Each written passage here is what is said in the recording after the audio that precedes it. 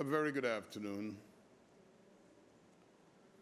I would like to bring to the public's attention a matter that requires clarification and to ensure that the truth is put on the table so that the Guyanese people will be able to decide.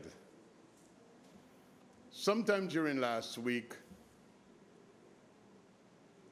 our online media house broke a story that said that Ms. Amanza Walton-Desir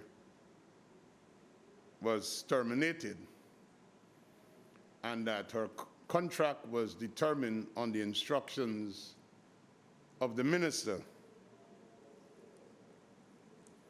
I saw that story, and perhaps I should have responded since then. But today in the House, again, Ms. Desir, now a sitting member of Parliament, alluded to the fact that her services were terminated. Since seeing that online story, I requested the file from the Director General of the Guyana Civil and Aviation Authority, so as the minister responsible for that section or that department, I would have been able to read and inform myself of Ms. Desir's engagement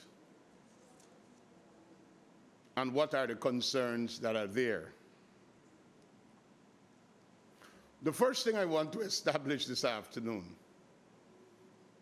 there is no evidence of Ms. Desir being at work the period since the March 2nd, 2020 elections and July 31st of this year. So that's the first thing. To be off a job for months without leave being approved in itself is voluntary termination. Secondly, Ms. Desir, even if she wants to make the argument that she was at work, she was materially and physically involved here at the International Conference Center throughout the entire period of the recount. And I've asked the Director General for the Human Resource Manager to inform me how it was possible for Ms. Desir to not be at work, not on any approved leave, and still being paid a salary. And since we're at the point of salary, may I make public what was the employment package that Ms. Desir enjoyed at the Guyana Civil Aviation Authority. She earned a gross salary of $1.223 million monthly, plus a travel allowance of $20,000. She's employed as a lawyer. But even though she's employed as a lawyer, she still receives a technical allowance of an additional $50,000. And then, added to that, there is another allowance which is the equivalent of a salary that is in excess of what some public servants receive, of $172,538 as the project coordinator of the Civil Aviation Master Plan. She receives annually a 1-month equivalent for her leave passage and gratuity of 22.5% every 6 months. Going through Ms. Desir's file, you will discover that her tenure at the GCAA could be described as anything else except being productive and contributing to the success of this agency.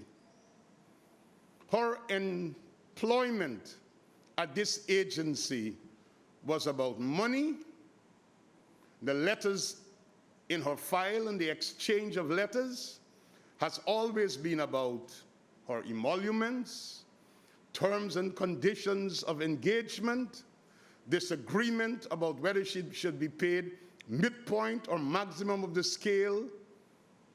And then when you go to the other section of her file, there are always issues about her absence from work, tardiness as it relates to her functions, not providing reports, going on overseas travels and not providing any reports on her return from those travels. And of course, the litany of year after year is going on leave without permission, being absent from work without permission, and the list goes on. It would, however, appear that Ms. Desir believes that she's a sacred cow, because even when the board made certain decisions, she wrote to the president at that time, Mr. David Granger, for his intervention so that she can have her own way as it relates to her being a staff member at the GCAA.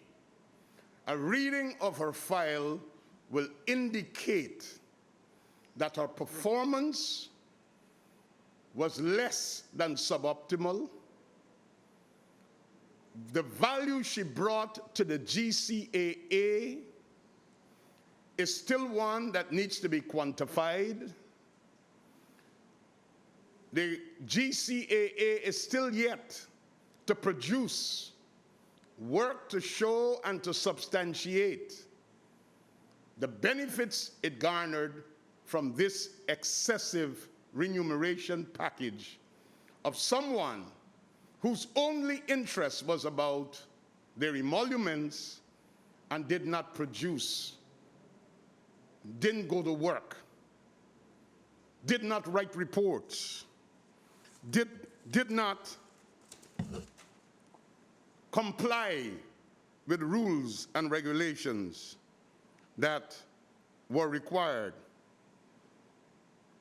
Now, a reading of her file, and I have copies of a brief of which I will leave with you so that you can disseminate as you seem pleased, would highlight three things that I want the public to note. There was a pattern of non-compliance with internal GCAA policies and procedures, and this is clearly defined by exchange of correspondence between Ms. Desir and the authority. So there was a pattern of non-compliance. Secondly, although as a semi-autonomous body, GCAA holds the liberty to issue contracts of employment of a subjective duration, the standard tenure for all persons getting contracts were 3 years. Ms. Desir's contract of employment was increased from 3 years to 5 years, as indicated in an exchange of letters. And there was no reason or justification or board decision to create this or to establish this. The GCAA itself might wish to explain to the public why Ms. Desir's contract was increased from 3 years to 5 years. And the third issue, the matter of the secondment to the ICAO, we call it, as is chronicled in her file, highlighted circumventing of the process.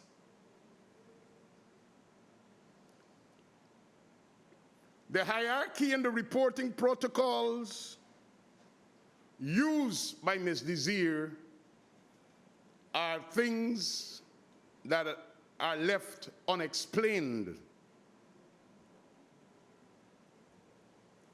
While it may be explained that the actions that she took were in the best interests of her candidature and the reputation of Guyana, as some might want to put, there were mixed messages and communications which ultimately may have stemmed from the matter of remuneration arrangements. It was always about the money and not the performance. My understanding is that by way of letter, in keeping with the conditions of the contract, where either party may terminate, the Director General of the Guyana Civil Aviation Authority informed Ms. Desir that her contract has come to an end and her services were no longer required. The facts are the facts. The truth is the truth, and all Guyanese should know the truth. This is not a matter of politics. This is a matter of non-performance. This is a matter of someone who's been off the job, doing political work, and still drawing a salary. This is about someone who have been open defiance to the Director General and other senior management of the GCAA. This is someone who, because of their closeness with the then administration, believed that they had the right and the privilege to do as they wanted. When taxpayers' monies are being spent, people of Guyana must get the best. So, Ms. Desir's contract with the GCAA was determined based upon the legal requirements of her contract, and she is no longer employed. This must not be used for political gain and political benefit. I wish her well, that she may be engaged at some other entity where she can argue the case for her adequate remuneration package, where she'll be able to earn a very good package where she will have to deliver and be at work. I thank you very much.